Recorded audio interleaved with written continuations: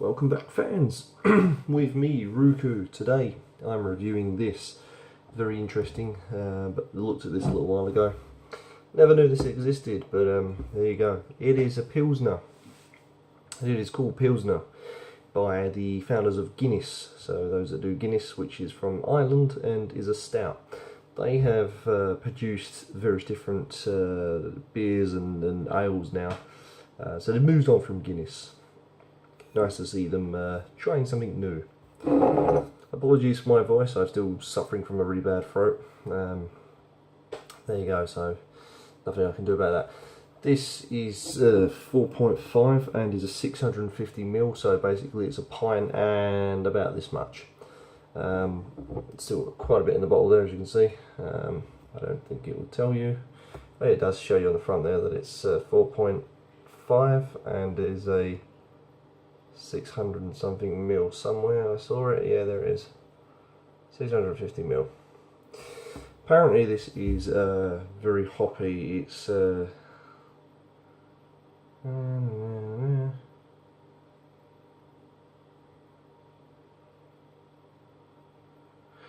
so it's basically based on a German pilsner, apparently, according to the back of this. Basically said that two people from the brewery decided to learn the trade of German style pilsners, basically to make a classic crisp German style pilsner with extra hops for the depth of flavour you'd expect from Guinness. Interestingly, this is the 2.9 of your units a day, so yeah, again, quite strong for what it is, I suppose. Not into me units, don't really care. Alcohol's alcohol. Lovely cap there, probably would look good in 4K, but the Open Gate Brewery, black, yellow like the sun, he says.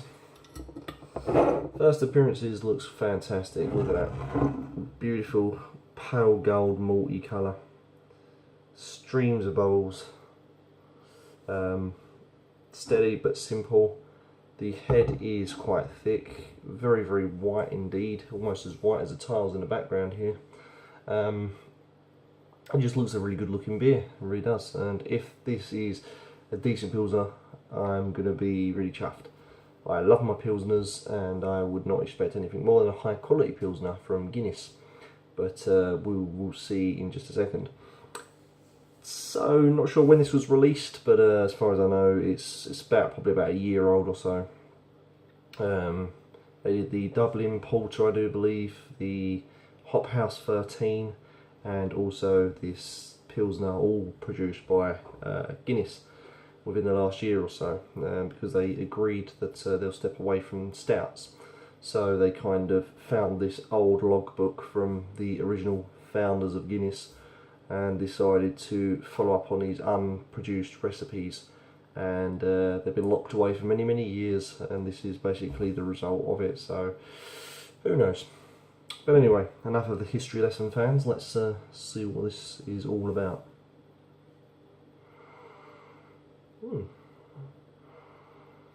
Sort of floral oh, my throat is terrible.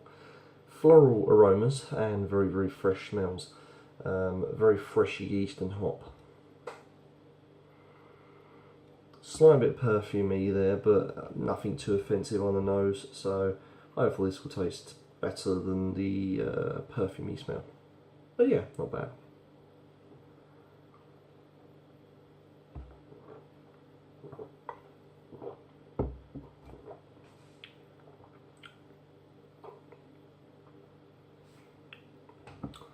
I've had similar, and this is tasting very similar.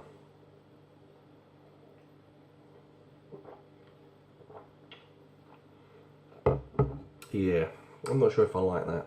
I've had very similar to this style.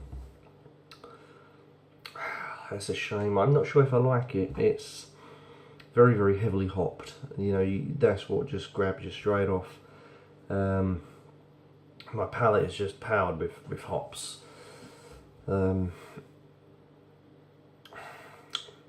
Very sort of, yeah, it is quite crisp. They've got that, there's that crispiness. You've got the floral flavour that comes through. the hop bite that is just present from start to finish. The body of the beer is quite watery, smooth, low carbonation in the mouth, although despite what you see from the bubbles, very, lively as it were. Very hoppy, strong flavours as well.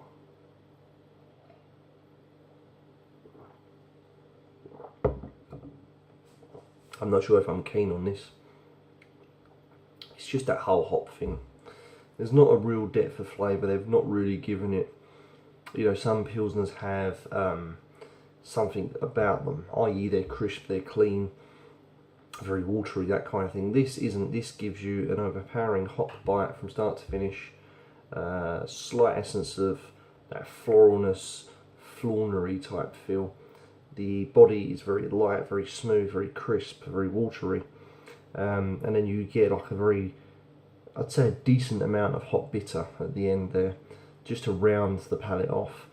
Not sure if I like it. It's very light, I will say that, and very crisp, but I think to me it's just the hops.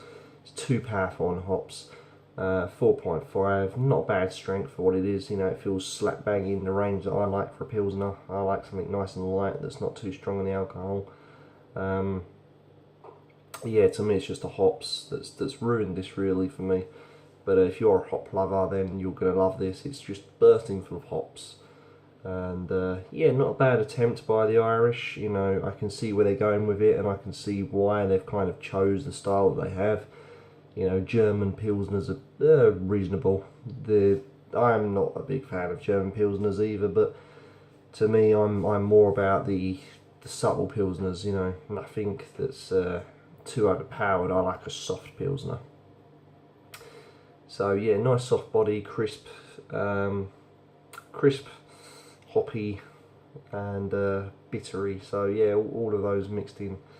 But the head, I can't really taste. The head, I can't get at all.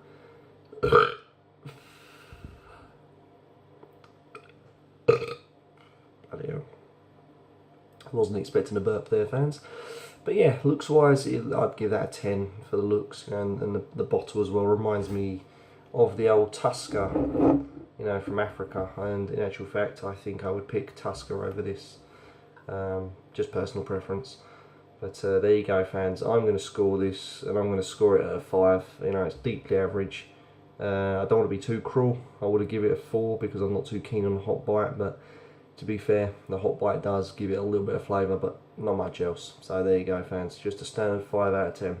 Hopefully next time I will find some decent beer that will blow my socks away. So stay tuned, and fingers crossed, fans. We will get there to a decent beer next time round. Like it or lump it. It's Guinness Pilsner.